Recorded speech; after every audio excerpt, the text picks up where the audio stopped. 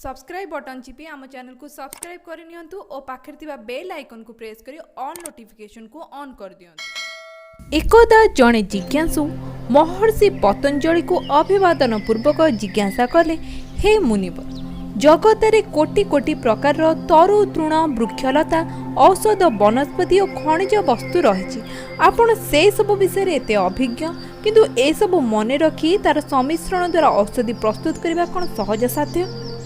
महर्षि पतंजलि हास्य बदन रे कहले, रोग मध्य असंख्य प्रकार।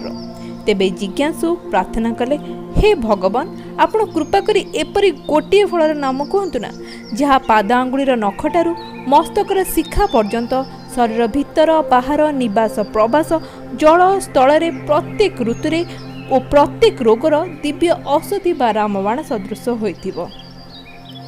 महर्षि सामान्य हसी एक हलदिया रंगर फल को जिज्ञासु को हाथ में रखिदेले एवं कहले, एही अमृत फल सम अन्य कौन सी फल हेब नाही, जहाँ सब स्थान सब अवस्था सब परिस्थिति रे चिकित्सा विधान अनुसार यार सेवन कले मनुष्यर सकल प्रकार रोग अचिरे नष्ट होता है। तेबे से आउ कौन सी फल नुहे, यह आम अति परिचित लेंबू। हाँ, आयुर्वेद मतरे लेंबू एपरी एक फल जार सेवन द्वारा त्रिधातु यथा बात पित्त और कफ निवारण होता है। यार यथाविधि सेवन कले जड़े 100 वर्ष पर्यंत दीर्घायु हो पारती। तेबे जदि विश्वास होनी वीडियोटी को संपूर्ण देखंतु। एथिने आमे लेंबूर सेहीपरि कितोटी चमत्कारी गुण विषय जानिबा, यार सेवन विधि संपर्क रे जानिबा एवं सेवन समय रे सतर्कता विषय रे जानिबा।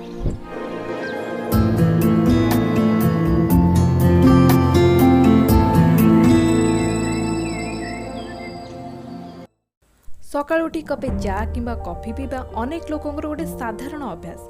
तेबे एहा परिवर्ते एक ग्लास उषुम पानी रे फाळे लेंबू चिपुड़ी पीबार चमत्कारी फायदा संपर्क रे जानिले पूर्व अभ्यासटी को परिवर्तन करबाको आपनको जमा भी समय लागिबनी। जेपरि एहार सेवन द्वारा आपनको रोग प्रतिरोधक शक्ति वृद्धि पाई थाए, आपनको पाचन तंत्र को एहा मजबूत करथाए, आखिर दृष्टि शक्ति पाई एहा अत्यंत उत्तम।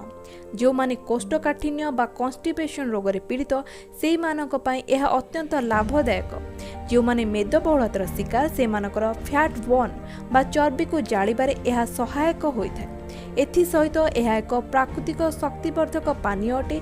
आपणक यकृत पाई एहा अत्यंत उत्तम। सोइबा पूर्वरु एक ग्लास ताजा पानी रे अधा लेंबू चिपुड़ी यार सेवन कले श्वास रोगरु मुक्ति मिलिथाए, बा जेउ माने टॉन्सिल रोग रे पीड़ित से मानक पाई मध्य एहा अत्यंत लाभदायक अटे। तेबे सेही परि लेंबू रस रे अल्प गोलमरीच गुंड मिसाई खाइले काश रोगरु मुक्ति मिलिथाए। जेउ मानकर चुट्टी छड़ुची से माने जदि लेंबू रस रे अल्प अँला बाटी 21 दिन पर्यंत एहा मुंडरे लगाती, तेबे चुट्टी झड़िबा परि समस्या मध्य मुक्ति मिलिथाए।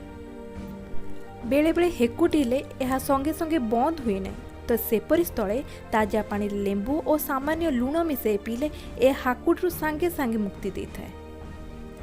तेबे भीषण मुंड बिंधा समय रे अधा लेंबू को मुंडरे घसिले एहा मुंड बिंधा को मध्य भल करिथा। लेंबू सेवन समय रे केतक सतर्कता प्रति दृष्टि नदेले एहा समय समय क्षतिकारक मध्य होइथाय। जेपरि भोजन समय रे अन्न व्यंजन प्रभुति लेंबू को चिपुड़ी खाइले एहा लाल ग्रंथि को प्रभावित करिथाय, जहा द्वारा पाचन क्रिया रे बाधा उपजी थाए। तेणु लेंबू को खाइबा को हेले खाइबा परे एहाकू सेवन करा जाई पारे किंबा सालड सहित मिसेई मध्य खिया जाई पारे। सेही परि लेंबू जेतिकी हितकारी लेंबूर मंजी सेही परि क्षतिकारक।